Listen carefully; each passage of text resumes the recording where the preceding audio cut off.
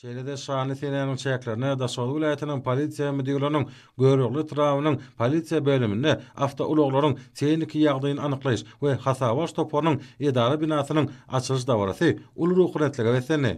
Açylyş dawarasynda ýanglanan aýdyndyr saatlarda hem-de ýerine ýetirilen tanslarda Berkara döwletiň täze ýamynyň galkyş döwrüne hormat prezidentimiz arkadaly gahraman serdarymyzyň parasatly başçylygyny, şeýle-de türkmen halkynyň milli lideri, Türkmenistanyň halk maslahatynyň başlygy gahraman arkadamyzyň saýasyna ýetilen belen sekbetler, gazanylýan üstünlükler, watan gowragçylarynyň wasby, şeýle-de halkara parahatçylyk we anlaşmak ýylynyň wasby belentden ýetirli.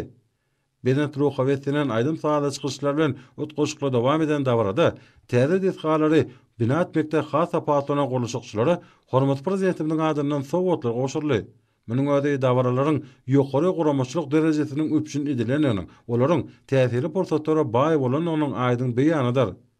Dawlatnajar awtoulaklaryň tehniki ýagdaýyny anyklaýyş hem-de hasabaş toparlarynyň edary binalarynyň içine aýlanyp, olarda döredilen ödegowap şertlerdir mümkinçilikler bilen tanışdylar. Guruluplanmaga berilen awtoulaklaryň tehniki ýagdaýyny anyklaýyş hem-de hasabaş toparlarynyň edary binasynyň guruluşyk işleri Türkmenistanyň Içeri işler ministrliginiň guruluşyk birleşigi tarapyndan ýerine ýetirildi. Bu binalarda ornaşdyrylan enjamlar awtoulaklaryň tehniki ýagdaýyny, ýagny awtoulaklaryň dolanýyş ulgamynyň tehniki ýagdaýyny, tüýlik ölçeýijesiniň işleýişini, aşyklanýyş ulgamynyň talaba laýyklygyny we awtoulaklaryň beýleki görkezjilerini anyklamaga, ulaklaryň ýagdaýyny barlamaga mümkinçilik berýär.